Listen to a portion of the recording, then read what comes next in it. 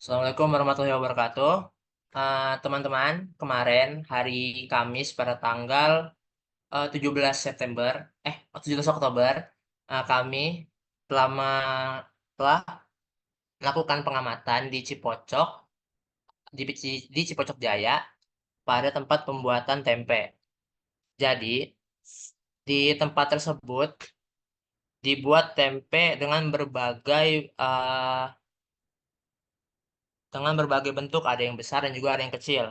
Yang besar tuh dijual seharga 5.000 dan yang besar tuh dijual seharga 8.000 dan yang kecil dijual seharga 5.000. Nah, untuk pembuatannya ini, sebentar saya share screen dulu ya.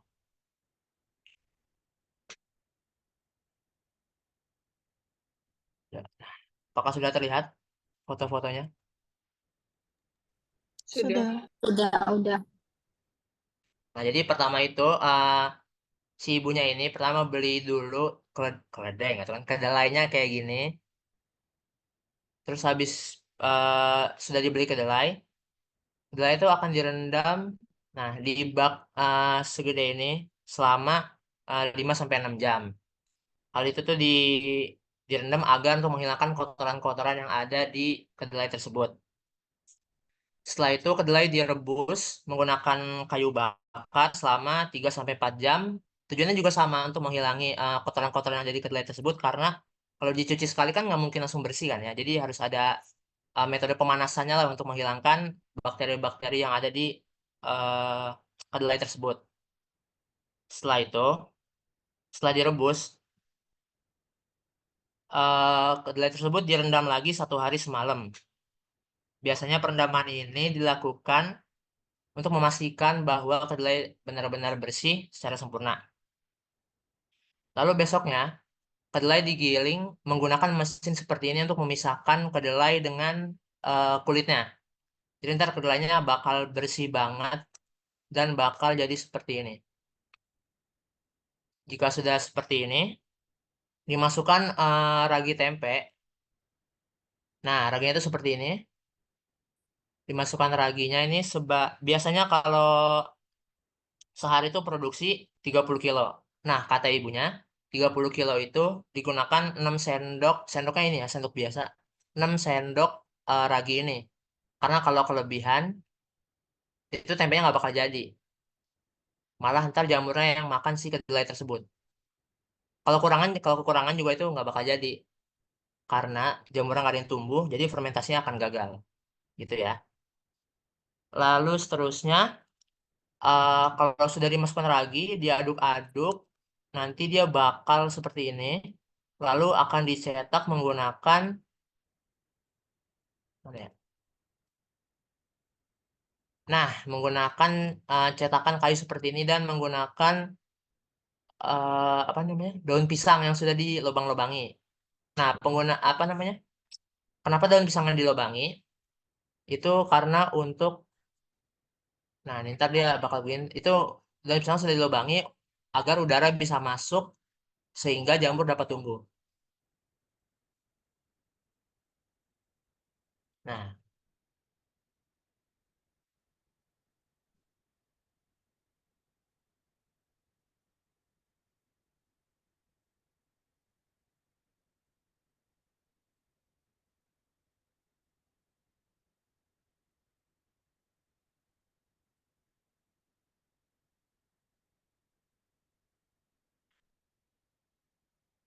nah, tadi kata ibunya juga kalau mau nutupnya itu harus rapet. Karena kalau nggak rapet ntar kedelai itu bakal menghitam. Jadi tempenya itu nggak bakal jadi.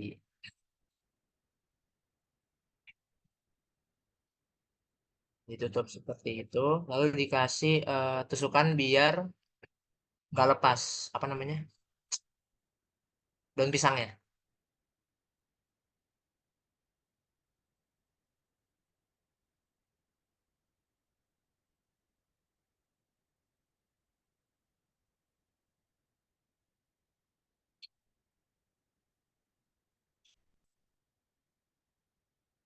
Nah, selain menggunakan daun pisang, digunakan juga plastik seperti ini. Sebenarnya pakai daun pisang sama pakai plastik itu sama aja ya guys. nggak ada bedanya, cuman biar kemasannya beda aja kata ibunya gitu. Jadi pas dijual ke orangnya tuh nggak daun pisang semua gitu. Ini buat bungkus pakai plastik yang mana ya? Nah ini dia, ini videonya. Bukan yang ini. Nah yang ini.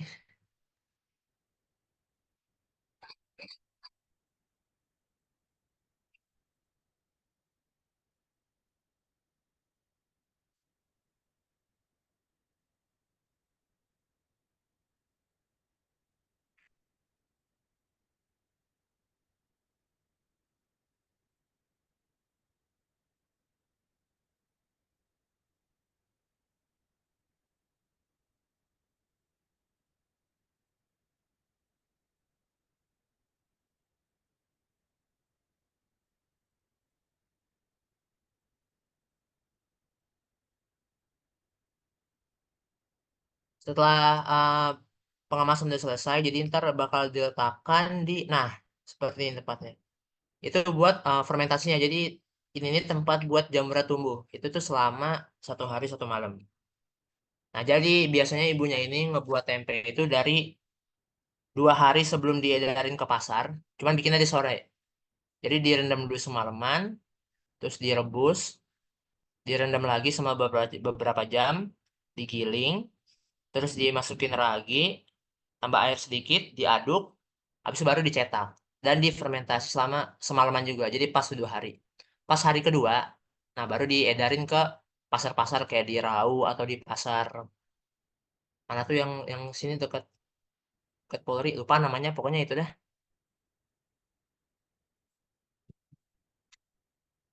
Setelah itu, setelah sudah ini,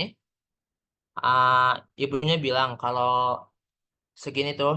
Jadi kalau yang kecil tuh dia, nah ini yang lima, ini harga 5.000. Kalau yang 8.000 itu dia segini kemarin tuh. Se Berapa ya? Nah, segini nih yang pakai daun pisang ini itu 8.000. Soalnya kan dia kayak lebih panjang gitu kan. Kalau yang 5.000 itu dia lebih kecil. Nih.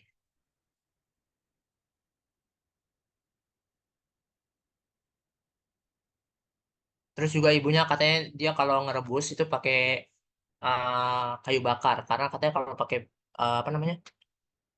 Kalau pakai gas tuh kayak agak kurang aja gitu kata ibunya. Ibunya nggak bilang alasan pasti sih, katanya lebih enak pakai kayu bakar karena apa, bau matangnya tuh lebih berasa gitu. Mungkin dari saya itu aja sih. Ada yang mau nanya nggak? Aku mau nanya, Boleh, boleh. Sok atuh di dia. apa, apakah ada kendala selama proses pembuatan tempe?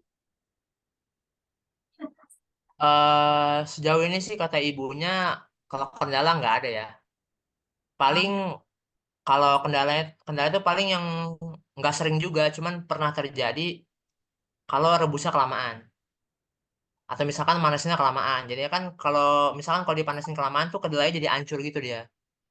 Jadi kalau iya, hancur iya. kan dia udah nggak bisa ngebentuk jadi tempe lagi gitu. Selebihnya sih Oke. katanya nggak ada sih. Terima kasih, Lim. Oke, sama-sama. Ada lagi?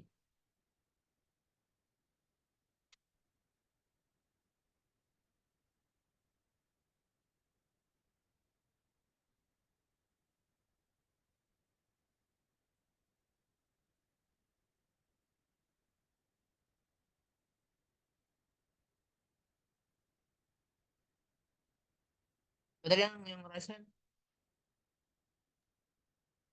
Mau tanya dong. Kayla kan? Kayla mau nanya? Boleh Kayla?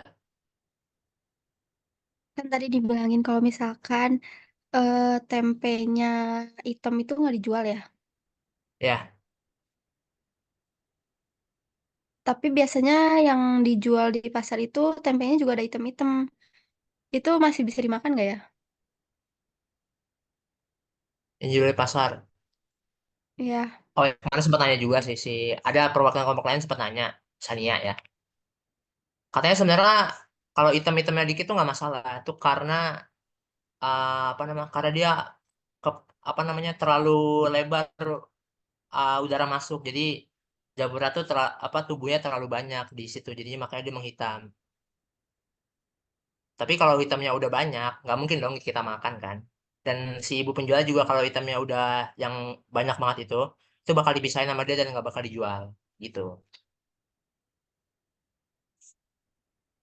Terus mau nanya lagi, kan tadi Boleh? kemasannya ada dua ya, plastik sama yang daun pisang. Yang daun pisang kan katanya dibolongin, tapi kalau misalkan yang plastik tadi dibolongin nggak ya? Oh iya, maaf lupa bilang. Yang plastik itu juga dibolongin ya biar udaranya masuk. Cuman di plastik tuh nggak kelihatan aja tadi di videonya. Karena kalau nggak dibolongin ya tetap aja nggak bakal jadi tempe. Karena jamurnya nggak bakal tumbuh gitu.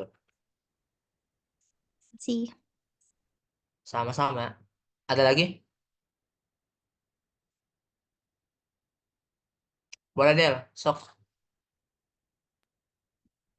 Makanya tadi kan disinggung kalau bungkusnya itu dibolongin biar udaranya Ya. masuk. Kalau misal udaranya itu ngebawa kotoran atau bakteri itu bakal ngerusak tempenya atau enggak dengan pembolongan itu?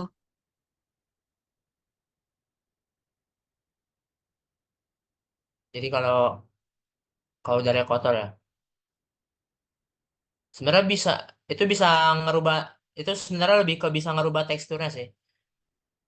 Itu bisa apa tekstur tempe itu kan biasanya kalau tempe yang udah jadi itu kan dia kayak padat keras gitu kan. Nah, kalau misalkan yang kan dibolongin tadi terus udara kotor masuk, itu mungkin teksturnya bisa agak lebih lunak gitu tempenya, gitu sih. Sama mau tanya lagi, itu Apa kan tuh? disimpan kalau nggak salah denger tadi cuma sehari ya, semalam gitu. Itu tuh di hari keduanya tempenya itu udah padat semua atau masih setengah padat kan soalnya kadang ditemuin tempe yang masih setengah padat gitu di pasar. Oh ya, biasanya yang setengah padat itu, kan tadi saya bilang pas direndam tuh kan, direndam itu ada yang pertama direndam pertama itu kan selama semalaman ya. Habis itu direbus selama 5 sampai 6 jam. Nah, biasanya kalau tempe yang kayak gitu, dia rebusnya kelamaan. Terus pas fermentasi jadinya makan waktu itu sedikit. Makanya dia tuh nggak jadi padat banget gitu. Mungkin selain itu juga bisa karena tadi ya udara kotor yang masuk, jadinya tempe itu nggak sepadat itu. Jadi agak lunak aja gitu.